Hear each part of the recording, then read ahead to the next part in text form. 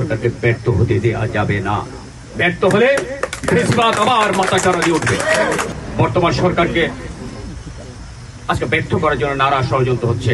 সেদিন শিশুদের এই লাশ দেখে, মানুষের কান্না দেখে, হাতের দেখে আল্লাহর আরশ কেঁপে উঠেছিল।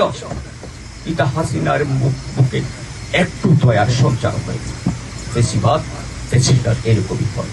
ক্ষোভের কারণ নয়, এখানে ন্যায় বিচারের মাধ্যমে আমরা এই শিশু হত্যাকারীদের, গণহত্যাকারীদের, আমাদের ভোটাধিকার হরণকারীদের, অপহরণকারীদের, আইনাগর তৈরিকারীদের এবং ক্রস ফায়ার এনকাউন্টারের নাম দিয়ে সাধারণ মানুষকে বিনা বিচার হত্যাকারীদের আমরা বিচার চাই।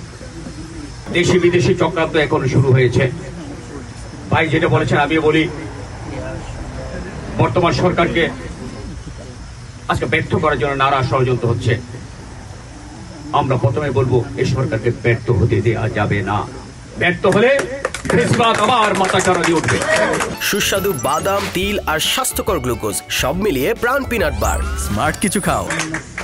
17 বছর ধরে দেশের মানুষ ভোট দিতে পারেনি এবং ভোটাধিকার প্রতিষ্ঠার মাধ্যমে একটা নির্বাচিত সরকারের কাছে দায়িত্বশীল নির্বাচিত সরকার প্রতিষ্ঠা করে, এটা হচ্ছে আমাদের দ্বিতীয় ধাপ। সেটা এখনো বাকি। তৃতীয় ধাপ হচ্ছে একটা মানবিক বাংলাদেশ গঠন।